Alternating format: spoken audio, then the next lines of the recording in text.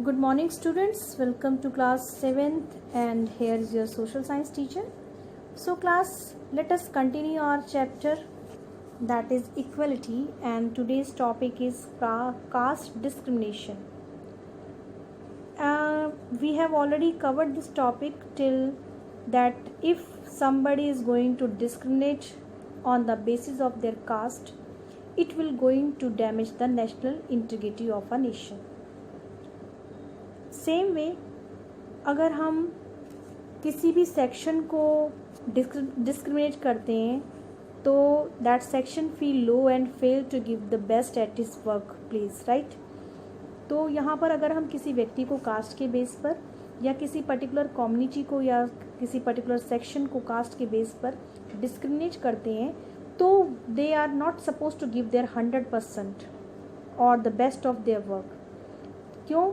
Because so many reasons are there that if we discriminate then their work progress is slow, right, their development is slow. So all these are the negative effect if we discriminate people on the basis of the social level. As the two example are mentioned in our book that ये लोग जो हैं इनके साथ कभी future में caste discrimination हुआ होगा और इन लोगों ने इसको बहुत सफ़र किया. That is why they are sharing their experience with us in this book.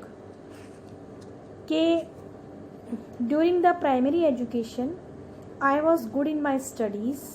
The head master who belonged to the upper caste used to purposely ignore and discourage me by referring to my caste openly in the class. यहाँ पर ये बच्चा कहता है कि जब मैं primary class में पढ़ता था या पढ़ती थी तो मेरा जो हेडमास्टर हैं वो मुझे मेरी कास्ट के नाम से पूरी क्लास में बुलाते थे और मुझे पर्पसली यानी जानबूझकर मुझे मेरी कास्ट को लेकर मुझे इग्नोर किया जाता था, मुझे डिस्करेज किया जाता था कि और ओपनली सबके सामने क्लासरूम के अंदर. और फिर स्कूल के अंदर ही यूज्ड टू प्रैक्टिस अनटचेबिलिटी के जो स्कूल में बाकी बच्चे हैं या बाकी टीचर हैं वो मेरे साथ जो है अनटचेबिलिटी का बिहेव किया करते थे कि जैसे we the schedule caste student were not allowed to use same place where other use to drink water. यानी हम जो शेड्यूल कास्ट के बच्चे थे उनको वहाँ जहाँ से सब लोग पानी पीते थे वहाँ से पानी पीने नहीं दिया जाता था और हमारे लिए अलग से पानी पीने के लिए टैप था. तो सेकेंड पॉइंट एक्सपीरियंस उन्होंने बताया, इसीलिए during my schooling I did not like to disclose my caste as I found that the people's attitude suddenly change and this led to tension in our life. इसीलिए इसका effect क्या हुआ कि मैंने अपनी कास्ट को डिस्क्लोज करना बंद कर दिया. यानी किसी को मैं नहीं बताती थी कि मेरी कास्ट क्या है, क्योंकि जैसे ही लोगों को पता चलता था कि मैं शेड्यूल कास्ट से बिलोंग करती हूँ या करता हूँ तो लोगों का बिहेव मेरे साथ बहुत ज़्यादा बदल जाता था. और even today day to day life we do not openly disclose. और आज भी हम सबके सामने अपनी कास्ट को डिस्क्लोज नहीं कर सकते हैं and it feel very much burden about it. और इस चीज़ को हम एक बहुत बर्डन लेकर रहते हैं कि हम इस कास्ट में हैं फिर भी हम अपनी कास्ट को ओपनली सबके सामने डिस्क्लोज नहीं कर सकते.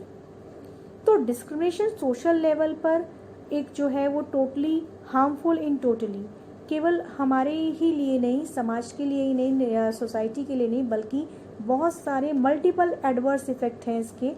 अगर कोई किसी व्यक्ति के साथ या किसी सोसाइटी के साथ या किसी पर्टिकुलर ग्रुप के साथ अगर कोई डिस्क्रिमिनेट करता है तो कौन कौन से रीज़न हैं, जैसे कि डिप्राइवेशन मीन्स कि हमें किसी चीज़ कोई दूसरे व्यक्ति को तो वो चीज़ मिल रही है लेकिन हमें नहीं मिल रही क्योंकि हम उस कास्ट से बिलोंग नहीं करते.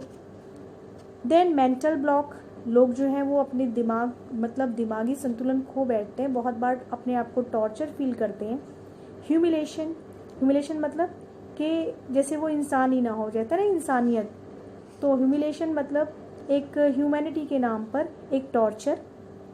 इन्फीरिटी कॉम्प्लेक्स मतलब होता है जब कोई हमारे माइंड में कोई बात जो है वो बिल्कुल फिट हो जाती है कि भाई दूसरे तो वो कर सकते हैं पर हम नहीं कर सकते. देन एस्केपिज्म मतलब हम ये लोग फिर उस चीज़ों से बचने की कोशिश करते हैं, यानी कि हम अपने आप को ओपनली प्रेजेंट नहीं कर सकते। लो सेल्फ एस्टीम, हमारे अंदर जो कुछ करने की जो भावना है या हम कुछ कर सकते हैं वो मोटिवेशन ख़त्म हो जाता है, बहुत कम हो जाता है। लैक ऑफ कॉन्फिडेंस, कुछ भी प्रॉपरली कॉन्फिडेंटली करने की हिम्मत हम में नहीं रहती। पुअर परफॉर्मेंस, हम जो भी करते हैं बिकॉज ऑफ कास्ट डिस्क्रिमिनेशन हम उसको प्रॉपरली नहीं कर पाते, और जब कॉन्फिडेंटली और प्रॉपरली नहीं कर पाते हैं तो उसका रिजल्ट भी पुअर परफॉर्मेंस में टर्न हो जाता है। क्राइस एंड कॉन्फ्लिक्ट, जगह जगह झगड़े हो जाते हैं इस चीज़ को लेके, राइट, और कॉन्फ्लिक्ट, लड़ाइयाँ भी हो जाती हैं। एंगर एंड डिससेटिस्फेक्शन, इससे हमारे दिमाग में लोगों के लिए गुस्सा और एक डिससेटिस्फेक्शन, मतलब कि हम जो भी कर रहे हैं या हम जो भी करेंगे उससे ना हम खुद सेटिस्फाई हो पाते हैं, ना ही हम सोसाइटी को सेटिस्फाई कर पाते हैं।